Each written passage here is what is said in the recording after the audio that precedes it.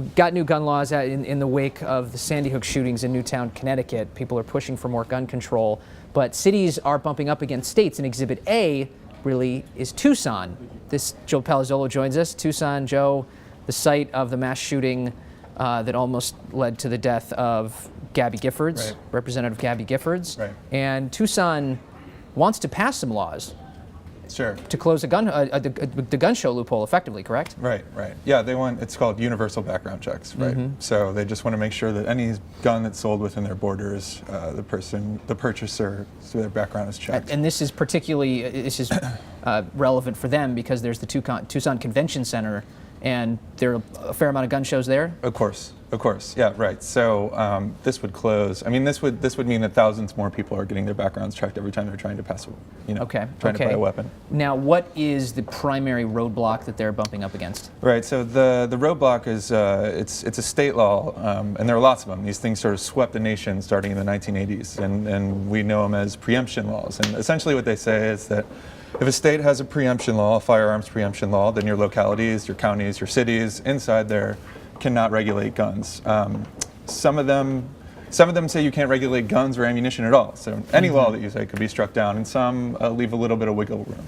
But Arizona's is particularly tight. It's interesting. These laws have grown. You mentioned in your story in 1979 there were 7 states that had pre-emption laws, and as of 2005 there were 45 states. Right.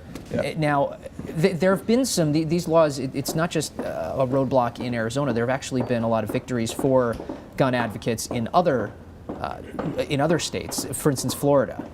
Right. So Florida is sort of the extreme example of this. They have one of these preemption laws in place, and then in 2011 they decided to tweak it. Because these laws, a lot of them throughout the country, they say that a county, a city, they can't have a gun law, but they don't really enforce or create any penalties for cities that do pass gun laws, or gun regulations. So in Florida, what they decided to do was pass a law that said, okay, not only can you not regulate guns or firearms within your borders, but if you do, then the governor can pull you from office.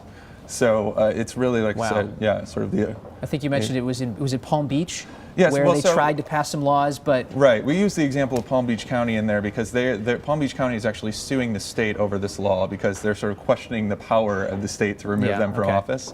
But yeah, so they wanted to pass a ban on magazines that held more than 10 bullets, 10 rounds. Then the state went ahead and said, we're going to fire you if you try to do that. Now, of course, the critics of pre-emption laws, what are the main criticisms? I mean, the critics of pre-emption laws are, look, when you have a large state, Florida's a perfect example, right? Obviously, the rural parts of the state and the urban parts of the state have different values, they have different needs, so it would be nice if you could tailor gun laws to a specific population.